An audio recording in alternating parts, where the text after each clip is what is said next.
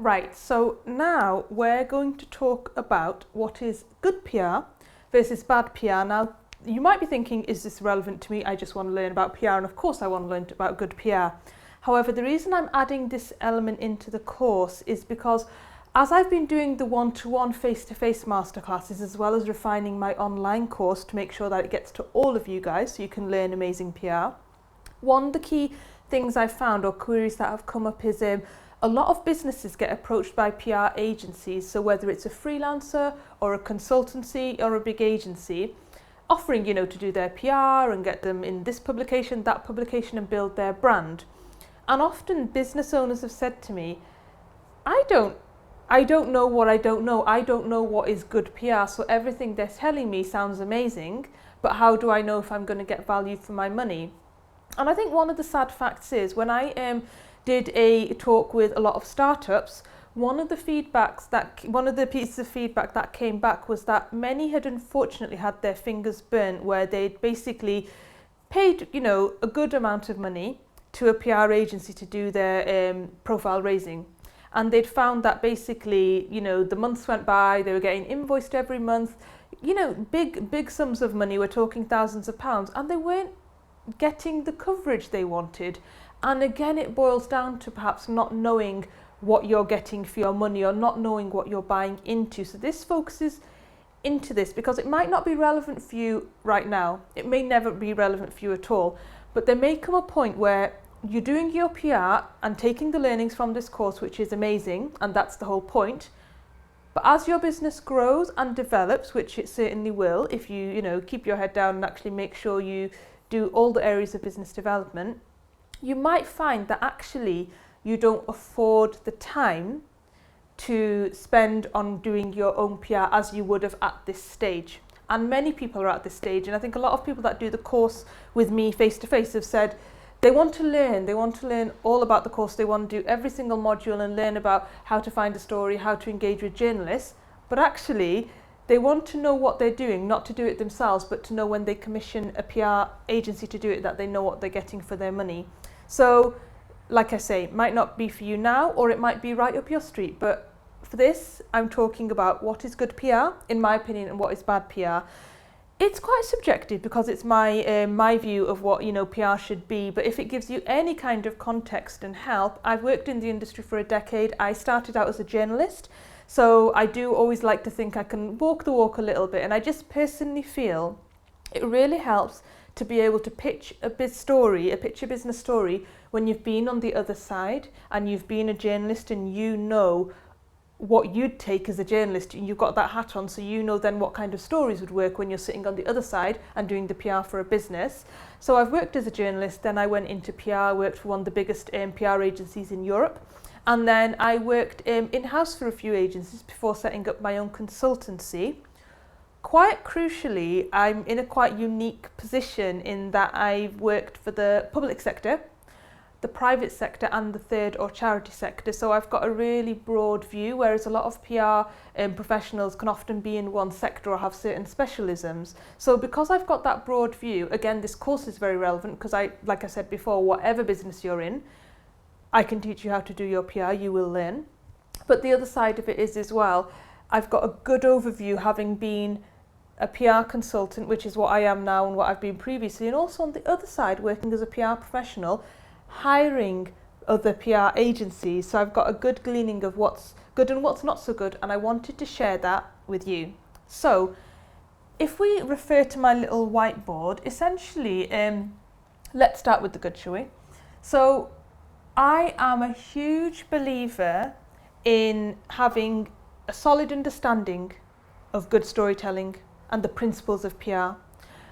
This might sound like a no-brainer, but believe it or not, you do get situations where actually you speak to a PR person and maybe they're quite junior or whatever it is, but they don't necessarily know the fundamentals because they've been trained a certain way, a different way.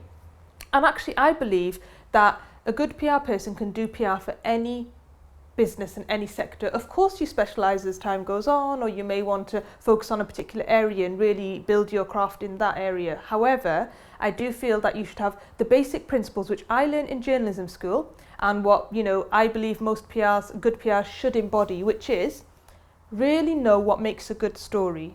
Because one of the things is, whether you're a business to business kind of organisation, whether you're business to consumer, whether you've got a fashion line, whether you've got a music label, whether you've got a HR consultancy service, knowing what a good story is and those principles is what you will need to get yourself into any publication. So that's the first thing. And on the other side, this all balances out and makes sense. But on the other side, on the bad, I would say, and by the way, I'm quite different in saying this, in that when you're solely reliant on media contacts, I don't feel that is good PR. And the reason I say that is because I studied broadcast journalism, and a lot of my classmates went on into great things, you know, BBC News, ITV News, they went on to Good Morning America, they've gone on to lots of different publications, lots of different news outlets. However, just because they're my friends, it doesn't mean they're going to print my story.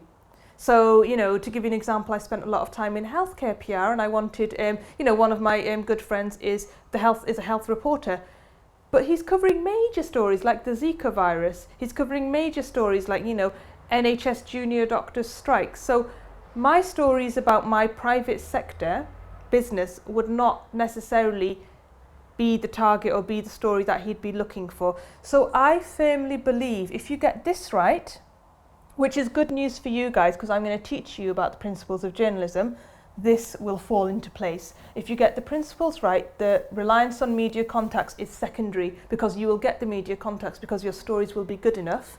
And later on in the course, I'm going to talk to you about how to find journalists and how to get their contacts and hopefully pitch to them successfully. Secondly, totally subjective, others may disagree, but I believe that preferably a background in journalism helps. And I say that from personal perspective because lots of people I trained with, and myself included, started out as journalists, so we really know what is a good story, what is a news story. And I do feel when you've worn that hat, you also understand the challenges journalists face and why sometimes it's quite difficult to engage them and how you go around that. And the beauty of knowing or having a journalism background in somebody that you hire is that essentially, if they come with those skills to the table, they often produce print-ready copy, print-ready press releases, which is something I'm really keen on. So often with my clients, I'll write a press release or an article, and word for word, it'll get printed in a publication. And I could say it's because I'm an amazing writer. I'd like to think that's the case. Or it could be a combination of I write well and I write how a journalist wants. And because the journalists now are so short on time, which is what I'll go into later on, they want print-ready stories. They need stories on a plate. So that's where that comes in.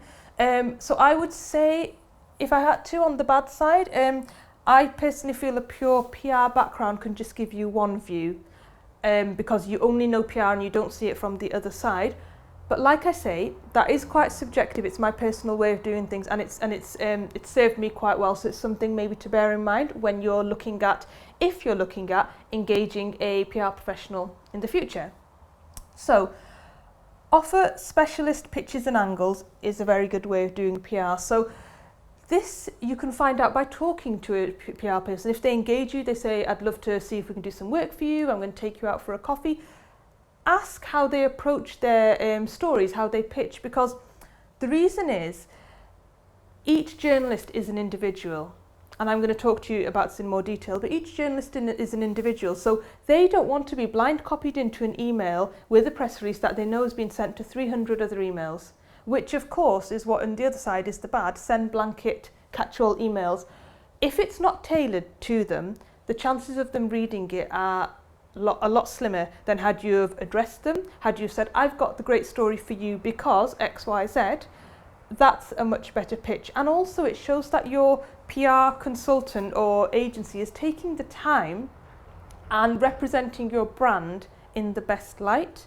Whereas if it's a blanket catch-all email, the chances of it getting lost in a journalist's inbox, which by the way can run up to hundreds of emails a day, the chances are quite high. I feel that storytelling, and I know you're going to see a theme as I do this course, but Storytelling is key. You want your PR person to really get into the skin of your story, to really get into the skin of your brand, to find out about what works, what your passions are, why you are where you are at. Because it's not often, I personally believe, that someone wakes up in the morning and says, I'm going to start a dog training business, I'm going to set up a yoga studio. Usually it comes from a passion. So you want your PR person to be excited about that too and really get into the skin of the story and find different angles for your business. And the other side of it is, which unfortunately a lot of small businesses have fallen victim to, is being just a number. By that I mean, for example, I know a lot of startups who get their round of investment funding, or they get, their own personal investment, and they hire an agency.